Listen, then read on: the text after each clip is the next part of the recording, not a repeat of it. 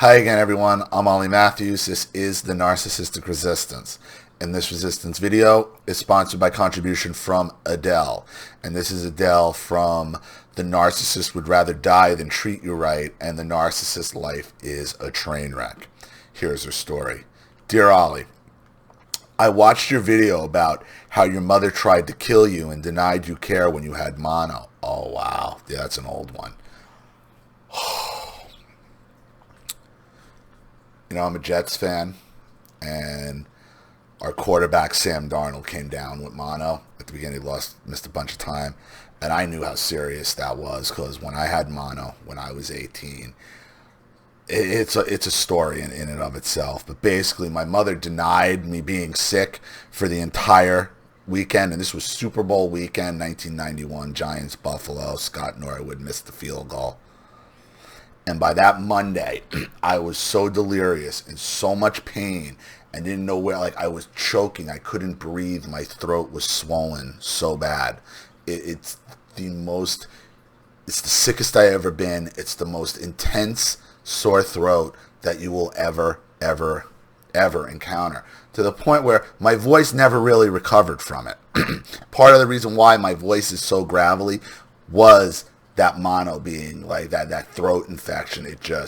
I always had a deep voice, but the gravel, and years of smoking didn't help either, but that's where the gravel came from in my voice. And by the time my mother, that Monday, dragged me, because I couldn't even sleep in my bed, I was on the couch, my mother's screaming at me, standing over me in the family room, get up, you're going to the doctor, and when I find out you're faking, you're fucking dead. You're dead. And the whole ride over there, she's threatening me. I couldn't drive myself. I mean, I was so out of my mind, I didn't know what to do. The thought of going to the doctor was gone. Like, I forgot, oh yeah, there's a doctor. I should have just driven myself to the hospital. I had my own medical benefits at that point because I was working part-time at ShopRite and was in the 1262 labor union. I could have gone. I should have just went. The doctor, and she's threatening me in the doctor's office. We're waiting for the doctor to come in. And I'm like, please just stop, please. And I'm like breaking at this point. I'm like, please just stop. And she's like, I'll kill you right now. Doctor comes, she's like, it's like, what's up? I'm like, he's like, your throat hurts? I'm like, yeah. And you could see her already. And she's like, he probably just has a cold. And it's just, he opens, puts that, like, just, let's touch it. He's like, oh my God. And she's like, what? He's like, it's not a cold. She's like, virus? No. Flu? Looked right at her. He's like, Laura, it's mono. He goes, and this is bad, and it's bad. And at that point, like, everything, I'm like, I gotta throw up. I'm like, I go bathroom. He's like, you gotta throw up? I'm like, I go, and there's nothing. And it was just like, I'm shaking at that point. And the doctor, and he's like, his throat is about to close. And he gave me a shot, like a steroid shot right there.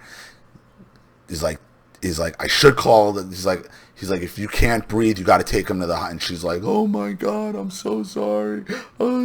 She's crying. I'm sorry. It's just that, he's always out. And I thought he was sick. And it was horrible. It was the sickest I have ever been. I missed a month and a half of my senior year in high school, and I didn't even really recover until like June, until almost graduation. That's how sick I was. It was the nicest my father had been to me at that point, because once he found out that it was actually mono, because he realized how serious it was, even though I was 18, he realized how serious it was, and it would have come back on them. Like, he was just on, like, you fucking idiot. Like, I used to call my mother, you fucking idiot. You fucking idiot. What kind of mother are you that you don't even realize that your son is that sick? It's not one thing that he's fake, and I never faked illnesses in the first place. But how could he be that sick? How could he have been that sick and you don't realize he's fucking that? Okay, so I digress. I watched your video about how your mother tried to kill you and denied you care when you had mono. And I started remembering very disturbing things about my narcissistic sister, who is on her 8th husband. I am now beginning to put all the pieces together. Thinking back, I don't remember my sister getting physically abusive with me when we were children, which makes me think I'm about to reveal, which makes what I'm about to reveal far more sinister. My sister admitted to me that she tried to kill her first husband. We are from Kentucky, so our families are country people. My sister told me after she had married her first husband, she was talking to our grandmother about how unhappy she was and how her first husband was abusive. My sister then told me that our grandmother had told her, you can poison someone by allowing toxins to build up by a specific cooking method common to our area. Do you know how many people have written in here that have been poisoned, that have been attempted poisoning the same way? I don't know what it is with narcs, but they love to poison. They love to poison you. She then stated to me that she had done this to her first husband and had put him in the hospital. She said her first husband was screaming from his hospital bed that he knew that my sister had poisoned him, and he didn't know how she'd done it, but he knew it was her. I think she tried to kill me too, whether it was intentional or not. You tell me. That's just not something that comes out of the blue either. Okay? That's something that's ingrained in your sister. They're not taught how to kill. Okay? It's something they can either do or they don't. They either have the ability to kill or they don't, and your sister did. All she was looking was for somebody to give her the green light, which your grandmother did. In 2009, I had just moved in with Dad in Indiana after my husband died. I have COPD, and although I had a doctor years ago tell me I need to go on disability, I wanted to work if I could. So I was just looking for a job I could do. Because my breathing issues, I had long ago given up putting on makeup and dyeing my hair as it caused me great breathing distress. My sister nagged me saying, you can't get a job without makeup. You have to dye your hair. I keep telling her I can't wear makeup. I can't breathe near that stuff. She wouldn't listen, or she didn't care. She wouldn't stop, and since it had been several years, I relented, and I let her try to put makeup on me. Why? They're looking for your weak spot. Look, these sociopathic narcs who have this ability in them are always looking for the path to kill you. They're always looking, telling you it's not a big deal. They want to see, they want to play with death, and they don't care, and they'll do it with you. They like playing with death. They like playing with death, and then they can think, oh, I didn't know, she should have told me. If you would have dropped dead from the makeup, oh, I didn't know, my poor sister, pity supply.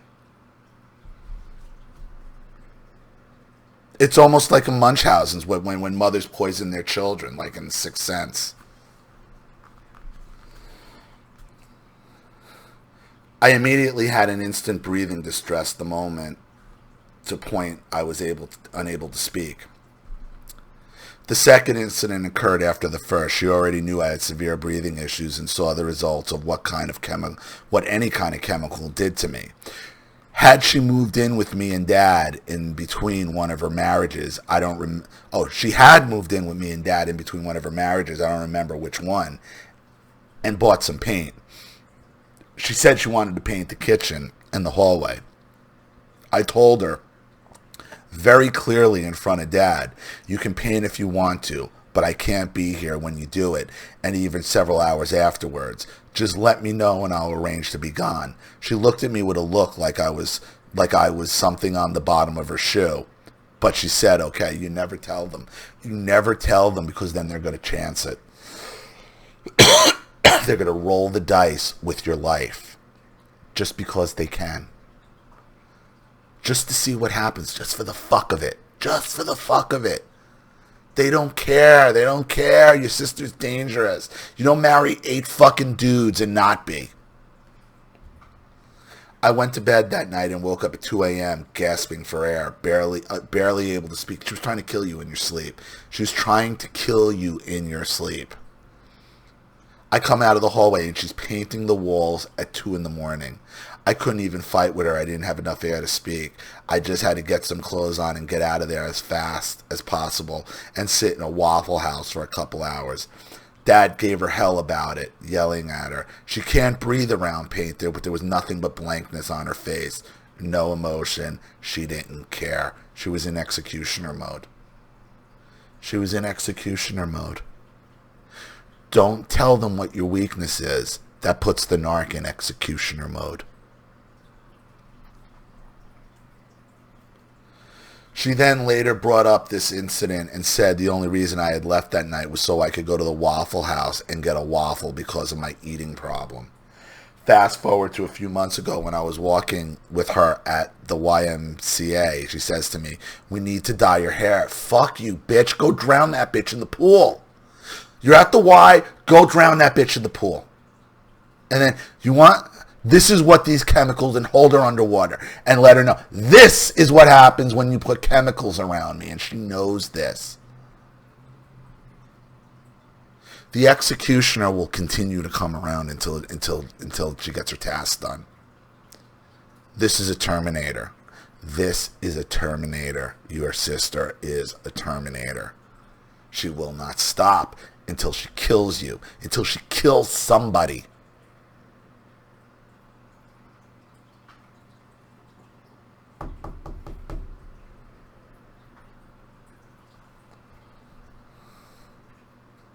This woman is toxic and dangerous. She lied and put my brother in a mental asylum under 48-hour observation on a lie. She admitted to me personally that it was only hearsay and not any behavior she personally witnessed. And I just found out she forged my sister-in-law's signature on the paperwork to have him committed. My brother somehow got a copy of the committal paperwork, and it was obvious it was my sister's handwriting. This only confirmed what my sister had told me herself, that she had him committed by herself. All the while I am thinking, don't you have to have at least 2 witnesses for that? Yeah, you do. But she forged one of the witness testimony on the top line. On the top of the lie. She wants to kill somebody, man. She wants to kill somebody. And until somebody steps in and stops her or gets the fuck away, and everybody gets the fuck away from her, she's going to keep doing it. Ever since this happened, I fear she will try to do the same thing to me. She won't while our father is alive because she wants me to take care of him, and she doesn't want to do anything, so she won't rock that boat. Am I being paranoid, thinking that she might have me picked up for the 48-hour involuntary commitment after my father passes? I could see her doing this to me either at the funeral or soon afterwards. The reason I say this is she knows once Dad passes, I'm leaving the state and going back to Kentucky. My mother was involuntarily committed, so this is something that frightens me. The other day, she asked what my adopted son's name was. I didn't say anything, but I gave Dad a nickname, not his real name, that we call him. I didn't correct him. I don't want to have his real name for fear she will try to use it on committal paperwork. Thank you for what you do, Ollie. I would appreciate any insight you have. May God bless you always, Adele. Get away from her and stay away from her. And I would call the police. The second anybody... Listen, I would call whoever the social services is preemptively and say, listen, my sister is dangerous. Okay? She has a death fascination where she tries to play God over people's lives for real. Where she has literally poisoned a husband, on my grandmother's say so, has brought chemicals around that she knows I have COPD, will harm me. She's lied on my brother to have him committed. You need to just call her out. And you know what you also need to do? Always record. Always record her. Always. Always record her. Always. Because she's recording you. Whether it might not be on a phone or with a device, but she's recording all your actions. She's gathering all her information that she could use against you someday. If she can't kill you, she'll have you committed. She'll do something. But this woman is dangerous, because she's on a mission to hurt somebody. And that's your sister. Your sister is on a mission to hurt someone, anyone. You shouldn't let her around you, your father, anybody, anyone, because she's dangerous. She's dangerous. When your father dies, I would call social services. I would call your local police and say, listen, I have a sister who's a bit of a loose cannon, and she's done these things before to other family members. And I just want it known for the record, I have no desire to hurt myself or anyone else. And my sister has forged paperwork in the past to have people committed. She just wants to hurt somebody. And you need to get her out of your life as quickly as possible before she does. So I hope that helps. Thank you, Adele, so much for another contribution and story. I really appreciate it. Thank you to everybody watching. Please leave any opinions or advice in the comment section below. And again, if you want your story read on the channel, you have a topic you'd like me to cover, a narcissist you'd like to expose, you'd like to have a private video made, sponsor a video like this with someone who needs help and can't afford it, or just make a contribution to the channel in general to keep it growing, supported, and successful, because this channel survives 100% on contributions from all of you. Without you guys, all this goes away. So if you like what you see here and you want to see more videos like this, you know what to do with the PayPal and email links in the description box. Also, please like and share this video wherever you can. Subscribe to my channel if you haven't, and be sure to click the subscription bell to be notified of all my video uploads. I'm Ollie Matthews. This has been The Narcissistic Resistance. Take care.